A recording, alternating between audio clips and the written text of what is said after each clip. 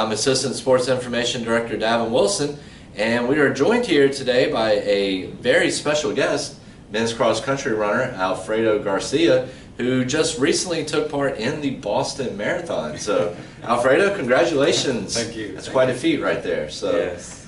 Okay, and we'll go ahead and jump right into it. So, how does it feel to set a goal and then accomplish it? It feels great. Setting goals is probably one of the things that I would encourage people to do always, because when you achieve it, you get this big sense of accomplishment that is kind of just amazing. So it felt, wonderful, amazing. Okay. And what was the hardest part about the marathon? Well, since I had done 2 marathons, I think the recovery period from Saturday to Monday definitely was the toughest because of my nutrition. I had to be careful what I was eating, make sure that I was drinking the right stuff, replenishing my electrolytes, and just staying away from bad food. So it was a challenge. That was probably the hardest part. Okay.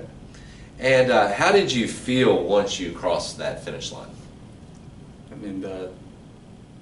That feeling, it was just overwhelming. Like I mentioned earlier, when you set a goal and you reach it, I set this goal about 5 years ago. So me crossing that finish line, it just felt like it wasn't me. It's like, is this really me reaching this amazing goal? It can't be. So it was just amazing. I really had to, after crossing the finish line, I remember clearly going and kneeling down, and I just kind of said a quick prayer, because it was just like so blessed to be able to do that and accomplish that. Okay. And what was your training routine like for the marathon? It was difficult. It was difficult simply because there's no training plan out there that's gonna be designed to survive 2 marathons so close together. So I had to create it, and made sure that it consisted of a lot of miles.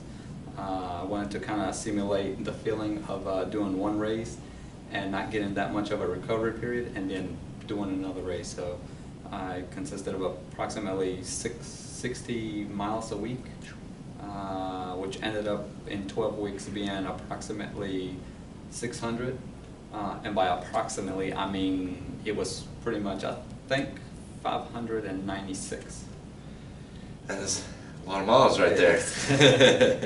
And you mentioned before that you had run 2 previous marathons before the Boston Marathon. So how did that one really differ from the other ones that you had done? Well, the Blue Ridge is named the toughest road race in the U.S. So it's pretty much the toughest marathon that you can find in the U.S. and it's here pretty much like an hour and 30 minutes away from Danville. So having that race, why not try it? Why not do it? So comparing those 2 races, it's just like America's toughest and then the world's most prestigious races. So being a part of both of those races was just, amazing. Just simply wonderful. Okay. And we ran the feature story on you earlier, in the year, earlier in the month actually. And one thing that you talked about in that print article was the support of your wife and your family. How did they feel watching you cross that finish line? They were very proud. The support that they were showing and giving me, it was just amazing, overwhelming. So on those spots where a lot of people tend to try to give up, and maybe not necessarily give up because they can't, I don't know, it's just such a weird sensation when you think that you don't have anything left, but then you think about the people back at home that are cheering you on, and you think about not disappointing them. That's just like every little bit counts, and I just would not be able to give up. I would not be able to come back home knowing that having all this wonderful support, just, really fuels me. So the support from my family, my wife, my friends, it's just overwhelming, amazing. It's just wonderful. Okay. And, what is the next marathon that you plan to run? my wife, she wants to do one in the fall. We're still not sure which one it might be. But for next year, I've already met my qualifying time for Boston, so I'll be doing Boston again, and I'll be doing Blue Ridge again. So definitely, those are the two that I know of. All right, well, Alfredo, we appreciate you sitting down with us.